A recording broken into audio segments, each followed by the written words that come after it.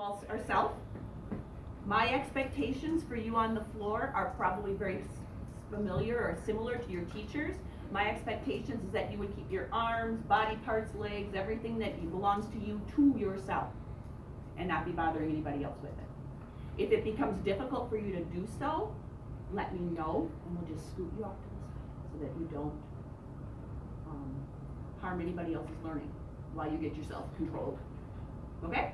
All right, so my name is Mrs. Schultz. You know me as your principal, but what you don't know about me is that I taught math for many years, and I love math. It is my favorite subject.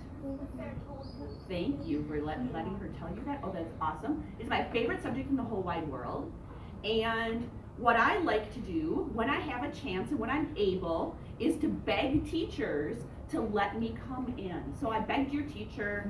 She graciously allowed me to come in. And today I'm going to work with you to teach a lesson in math. Yes.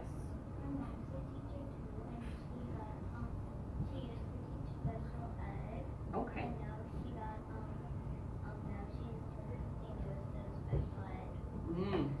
And you are correct. There's lots of different kinds of teachers as well. I used to teach 3rd grade and 4th grade, so I taught 4th grade every day, all day for years. I also taught 8th grade, and then I taught teachers as well. So I've been at a variety of levels, and I know that you have a lot of probably expectations that you have figured out for your class, and I will try to follow those to the best of my ability, but I have my expectations too, so if I ask you to do something and it's not something that you usually do with your teacher, just humor me and try it today, all right? So we're going to talk about our learning target. Does anybody know what a learning target is? Yes?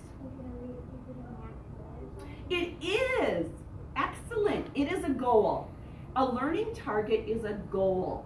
And it's a goal just for the lesson, just for right now. So we have lots of goals probably. Like I always want to lose weight.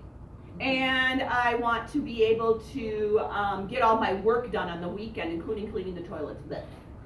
So we all have goals for ourselves. And a learning target is a goal for learning. It's a specific goal. And it's meant to be done in a specific amount of time. There's another thing that we do with goals. We measure ourselves with them. So we ask ourselves, how am I doing on this goal? Am I cleaning the toilets really well? How am I doing on this goal? Am I getting to school on time? Today we're going to measure ourselves against the goal. The goal is right up here.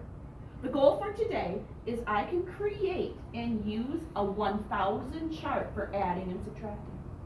Now, I'm going to show you a couple of new things. Some things you might know, some things you might have never seen before. And we're going to start with that. The first thing we're going to do is I'm going to show you this. Show me a thumbs up if you think you know what this is. Oh, lots of thumbs there. Okay. Is anybody with a thumbs up want to tell me what they think this is? Nice raising of hands as well. How about way there in the back? It is a hundreds chart. Very good. I didn't know if you guys had ever seen one before. How many of you have seen a hundreds chart? Okay. Thank you. You can put your hands down. How many of you have ever used a hundreds chart for something? Fabulous. I want to hear what?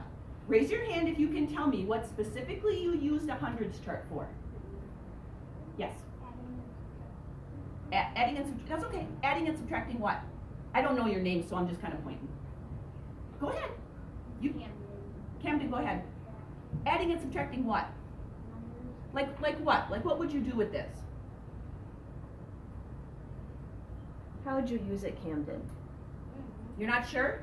But you added and subtracted with it. How about you? You can use it for counting. Counting? Like, I can count in the 7th row by 7. Oh, okay. So you could count like this. Like sevens? Is that by sevens when you count like that? Yeah. No. What else can you do with this? Okay, so here's what I'm thinking. From your answers, I'm thinking most of you have seen this, but you're not really sure how to use it. How many think that that's true? Not really sure how to use something like this. Okay, good information for me to have. So what I'm going to do is we're going to start our lesson by practicing with this hundreds chart. And we're going to practice what it is you do with a hundreds chart. Once we figure that out, and I think it's only going to take you a little bit to figure out, we are then going to think about, well, if I could do this with a hundreds chart, what could I do with if I had 2 charts and it went to 200? Or if I had 3 charts and it went to, 300. or 4 charts, 400. or 5 charts, 500. 6, 600. 7, 700. 8, 800. 9. 900. What if I had 10 charts? 1,000. Ah, and I'm interested right there because I heard a couple 1000s and I heard people say 1,000. And you know what? You're both right because 10 hundreds is 1,000. Yes, it is. All right. So what we're going to do is we are going to pass one of these out and we're going to practice just a little bit with this because if we don't know what this is and how to use it, then that's not going to really help us to build a thousands chart yet. No, it's not. So I'm going to give some to each of you on this end. You're